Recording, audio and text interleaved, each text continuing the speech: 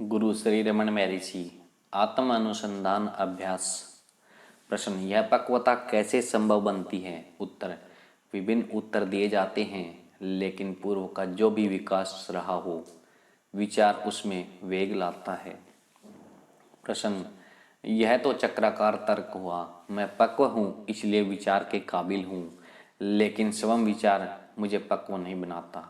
उत्तर, मन हमेशा ऐसी कठिनाइयां महसूस करता है। वह स्वयं को संतुष्ट करने के लिए कोई सिद्धांत चाहता है, लेकिन जो गंभीरता से ईश्वर तक पहुंचता है अथवा अपने सच्चे स्वरूप को जानना चाहता है, उस मनुष्य के लिए कोई सिद्धांत आवश्यक नहीं है।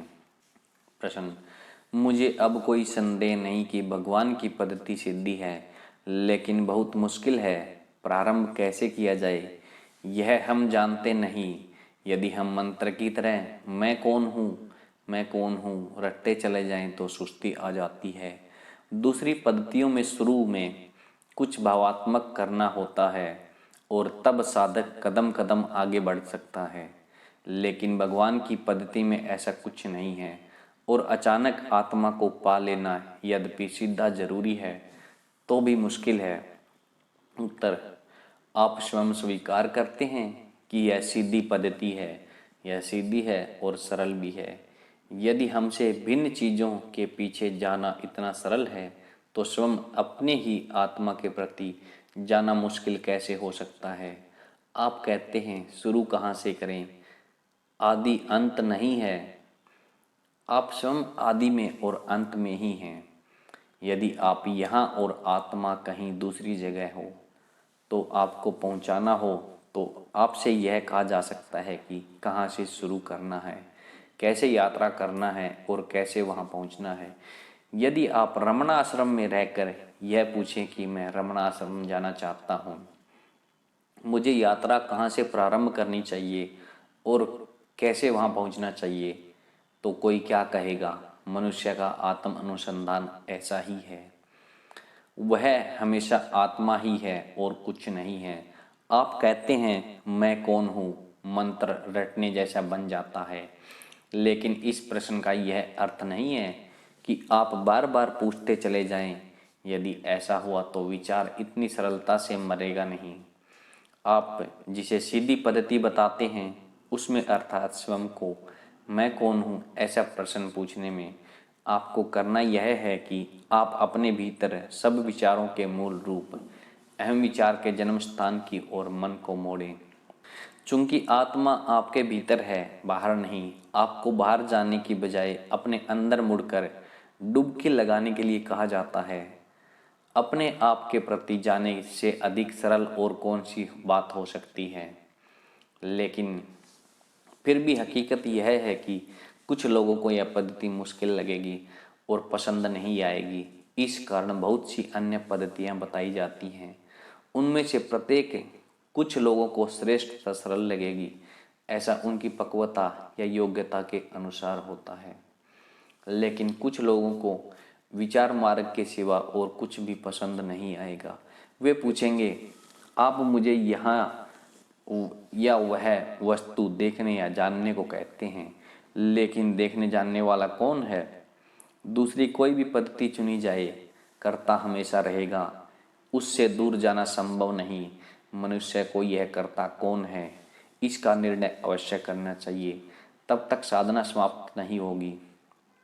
इस कारण आखिर सबको मैं कौन हूँ का अन्वेषण करके इसका स्पष्ट निर्णय अवश्य करना होगा। आप फरियाद करते हैं कि आरंभ करने के लिए कोई ठोस वस्तु नहीं है, लेकिन इसके लिए आप आपसे अहम हैं। आप जानते हैं कि आप हमेशा होते हैं, यह शरीर हमेशा नहीं होता। जैसा नींद में यह सिद्ध कर सकती है कि आप अशरीर रह सकते हैं। हम अहम का किसी एक शरीर के साथ तादात्म्य करते हैं, अर्थात आत्मा को शरीर मानते हैं, मर्यादित मानते हैं। इसी कारण सारी परेशानी है। हमें जो करना है वह यही है कि आत्मा को शरीर के साथ एक रूप मानने की, अर्थात मर्यादित मानने की गलती नहीं करनी है। तब हम अपने आप को आत्मा जो हम हमेशा है वैसा जान लेंगे। प्रश्न, क्या मुझे मैं कौन हूँ इस प्रकार विचार करना चाहिए? उत्तर, आपने जान लिया है कि अहम विचार न जाने कहाँ से फूट पड़ता है और इसको पकड़े रहिए तथा इसके जन्म स्थान को ढूंढ निकालिए। प्रश्न, मैं इसका मार्ग जान सकता हूँ? उत्तर, आपको अभी अभी जैसा कहा गया है वैसा कीजिए, फिर देखिए। प्रश्न, मैं ठीक से समझ नहीं पाया हूँ कि मुझे क्या करना है। उत्तर, यदि यह कोई बाहर की वस्तुगत बात होगी तो बाहरी तौर पर मार्ग बताया जा सकता है, यह तो आत्मगत है। प्रश्न, लेकिन मैं समझ नहीं पा रहा हूँ। उत्तर, क्या आप यह नहीं समझ पा रहे हैं कि आप कौन हैं? प्रश्न, कृपा करके मुझे राह दिखाइए। उत्तर, क्या आपको आपके घर के अंदर वाले भाग में राह दिखाना आवश्यक है? प्रश्न, आपने कहा है कि हृदय आत्मा का केंद्र है। उत्तर है, हाँ, वह आत्मा का परम धाम या केंद्र है, इस विषय में कोई संदेह नहीं होना चाहिए। हृदय में जीव अर्थात अहंकार के पीछे सच्चा अहम आत्मा है। प्रश्न, अब कृपा करके बताएं कि शरीर में वह किस जगह पे है। उत्तर, इसको आप अपने मन से नहीं जान सकते। यदि मैं कहूं कि यह छाती की दाहिने ओर संकेत करके तो इसका केंद्र है, तो आप इस सत्य को कल्पना के जरिए नहीं जान सकते। उसका अनुभव करने का एकमात्र मार्ग है। कल्पना करना छोड़िए और आप जो है वह रहने का प्रयत्न कीजिए। जब आप अनुभव करेंगे तो आप अपने आप जान लेंगे कि वहाँ उसका केंद्र है। यह केंद्र हृदय है, जिसे उपनिषदों में हृदय गुहा, अरुल, अनुग्रह, उल्लम हृदय कहा गया है।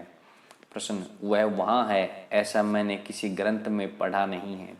उत्तर, यहाँ आने के बहुत समय पश्चात मैंने आयुर्वेद के प्रमाणिक ग्रंथ अष्टांग हृदय के मलयालम अनुवाद के एक श्लोक देखा, जिसमें कहा गया था कि ओजह स्थान छाती की दाहिनी ओर है, जिसे संवित का स्थान भी कहा जाता है।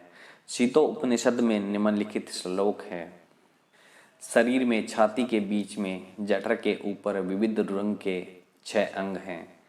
भीतर दाहिने ओर मध्य में 2 अंगुल दूर कमल की कलिका के समान हृदय है। इसका मुख बंद है और इसके मध्य में रहे हुए आकाश में अज्ञान का घना अंधकार है।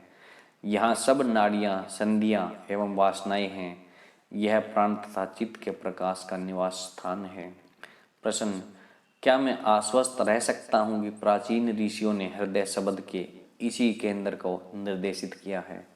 उत्तर, हाँ, यह सही है, लेकिन आपको उसकी स्थिति के बारे में जानने के बजाय इसका अनुभव करना चाहिए।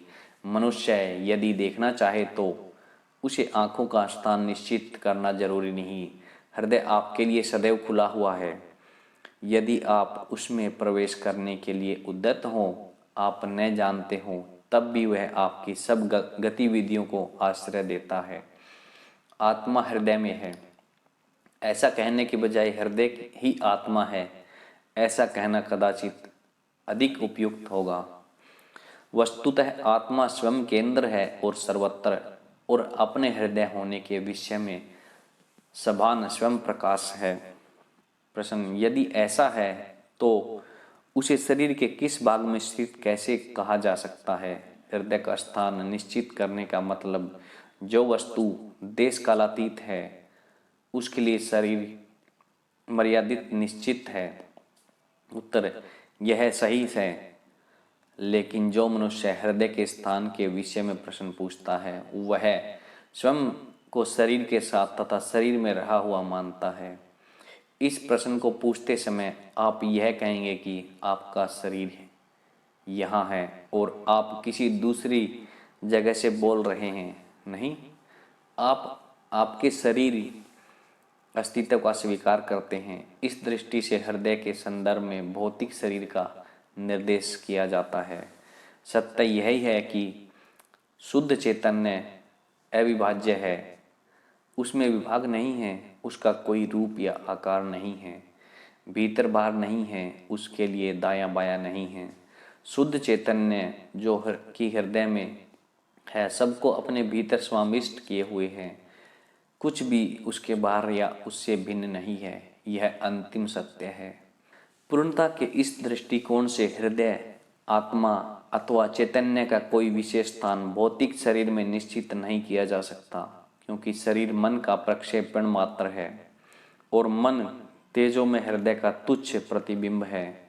सबका समावेश जिसमें होता है वह हृदय भौतिक शरीर के छोटे से स्थान में कैसे समाविष्ट हो सकता है, जो स्वयं एकमात्र सत्य के दृश्य रूप में व्यक्त हुए स्वरूप का स्वल्पतम अंश है।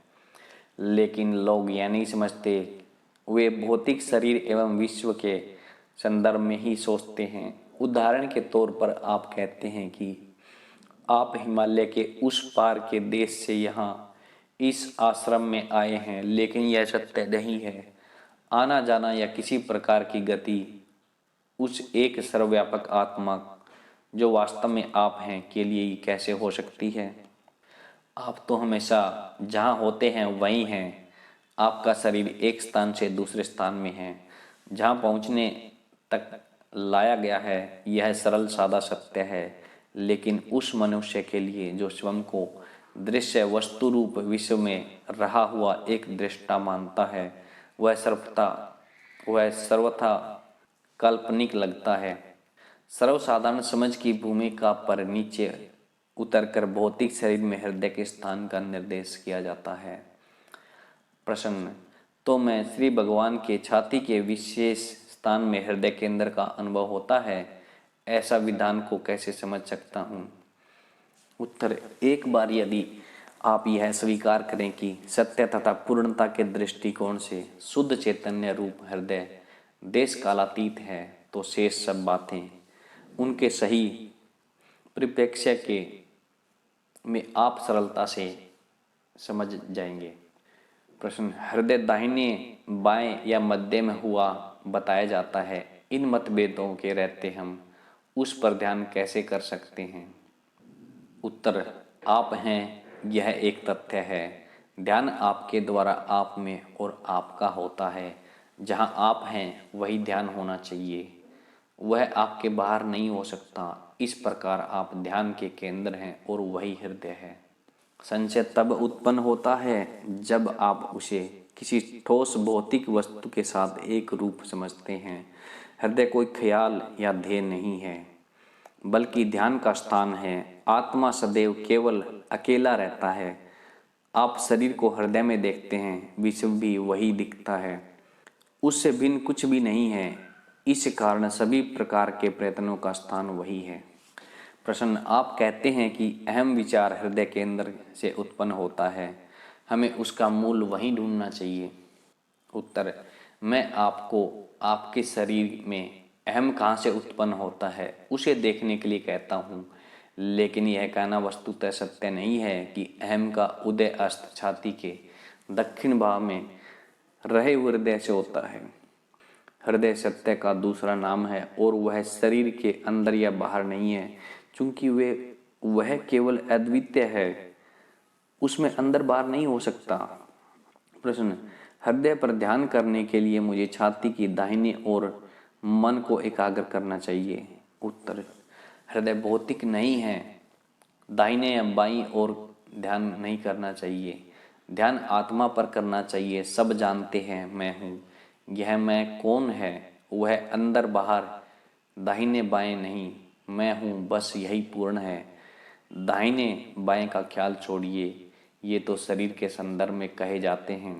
हृदय आत्मा है, उसका अनुभव कीजिए और आप स्वयं समझ जाएंगे हृदय क्या है और कहाँ है। यह जानना जरूरी नहीं। यदि आप आत्मा का अनुसंधान करेंगे तो वह अपना काम करेगा। प्रश्न: उपदेश सार के एक श्लोक में हृदय का उल्लेख है, जहाँ कहा गया है कि हृदय में मन को समाहित कर देना कर्म, योग, भक्ति एवं ज्ञान है। वह हृदय क्या है? उत्तर: जो सबका मूल है, जिसमें सब रहते हैं और अंत में लीन हो जाता है, उस हृदय का वहाँ उल्लेख है।